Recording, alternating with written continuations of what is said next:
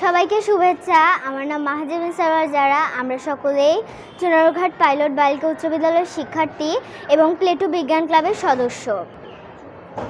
সেবা কর্তৃক আয়োজিত বিজ্ঞান দেয়ালিকা প্রতিযোগিতায় আমরা ষষ্ঠ শ্রেণীর শিক্ষার্থীরাও একটি বিজ্ঞান দেয়ালিকা তৈরি করেছি। আমাদের বিজ্ঞান দেয়ালিকাটির নাম হচ্ছে গ্রহেলিকা। আমাদের বিজ্ঞান দেয়ালিকায় রয়েছে চাঁদ সম্পর্কিত তথ্য, এছাড়াও রয়েছে বৃহস্পতি গ্রহ সম্পর্কে কিছু তথ্য এবং নেপচুন সম্পর্কে তথ্য।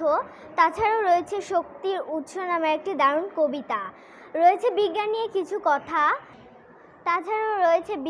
কিছু কথা, এবং রয়েছে চাঁদে আপনার ওজন কত হবে সেই সম্পর্কে তথ্য।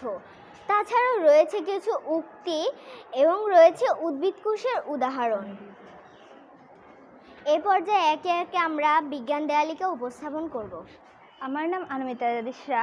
আমি নেপচুন সম্পর্কে কিছু তথ্য উপস্থাপন করছি। সৌরজগতের সবচেয়ে দূরের গ্রহ হচ্ছে নেপচুন।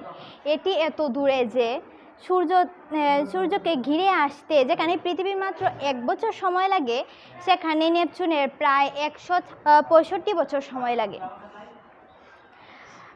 এটি অন্ধকার এবং হিমশীতল। এছাড়াও এর তাপমাত্রা শূন্য থেকে প্রায় 200 ডিগ্রি নিচে। এই বৈচিত্র্য গ্রহের শব্দ থেকে দ্রুত বেগে ঝড় বয়ে চলেছে। এটি জ্যোতির্বিদরা টেলিস্কোপে দেখার আগে অন্য গ্রহের গতিবিধির উপরে এর প্রভাব দেখে অস্তিত্ব সম্পর্কে নিশ্চিত হবে। আমার নাম মুন রায়। আমি উপস্থাপনা করছি বিজ্ঞান নিয়ে কিছু কথা। আধুনিক সভ্যতার যুগে বিজ্ঞানের গুরুত্ব অপরিসীম। বিজ্ঞানের বিভিন্ন তথাধুনিক প্রযুক্তি আবিষ্কারের ফলে যোগাযোগের ব্যবস্থায় অনেক উন্নতি হয়েছে। বিশেষ করে মোবাইল ফোনের মাধ্যমে আমরা দ্রুত যোগাযোগ করতে পারি, পৃথিবীর এক প্রান্ত থেকে আরেক প্রান্তে দ্রুত যোগাযোগ করতে পারি। কম্পিউটারের মাধ্যমে আমরা বিভিন্ন হিসাব সংগ্রহণ করতে পারি। বিজ্ঞানের আবিষ্কারের ফলে আজ বিজ্ঞানীরা বিভিন্ন মহাকাশ যান নিয়ে পৃথিবীর বিভিন্ন গ্রহে অভিযান পরিচালনা করতে পারছে। বিজ্ঞানের বহু গবেষণার ফলে চিকিৎসা বিজ্ঞানের অনেক উন্নতি ঘটেছে। বিজ্ঞান ফলে মানুষ দ্রুত সঠিক চিকিৎসার সেবা পেয়েছে।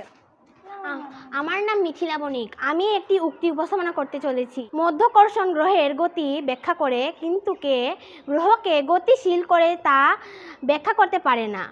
স্যার আইজ্যাক নিউটন লিখেছেন। আমার নাম খাদিজা ফারিজ আলিশা। আমি উপস্থাপনা করব বৃহস্পতি সম্পর্কে কিছু কথা। বৃহস্পতি সৌরজগতের সবচেয়ে বড় গ্রহ। অন্য সবগুলো গ্রহ মিলিয়ে যত ভর হয়, বৃহস্পতি ভর তার থেকেও 2.5 গুণ বেশি। বৃহস্পতিকে পৃথিবী থেকে উজ্জ্বল গ্রহ হিসেবে দেখা যায়।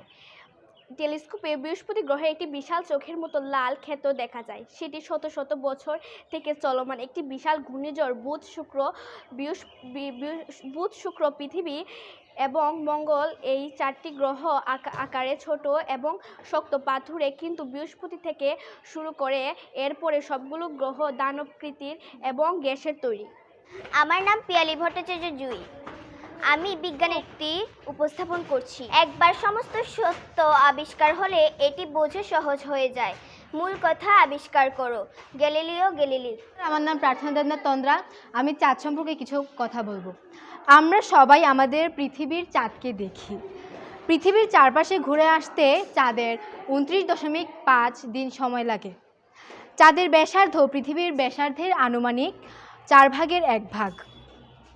চাঁদ থাকার কারণে আমাদের পৃথিবী অনেক স্থিতিশীল এবং এখানে আমাদের জীবন খুব সহজ হয়েছে। ধন্যবাদ।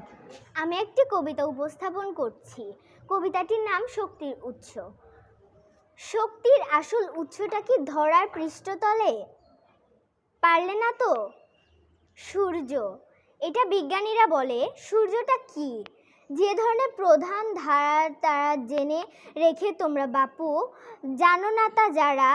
সূর্যের অনেক নাম রয়েছে, আদুরে নাম রবি। এই নামে ডাকে যারা লেখক এবং কবি। সূর্য থেকে এই পৃথিবী আছে কত দূরে, শুনলে জানি মাথাটাই যেতে পারে ঘুরে। ধন্যবাদ সবাইকে।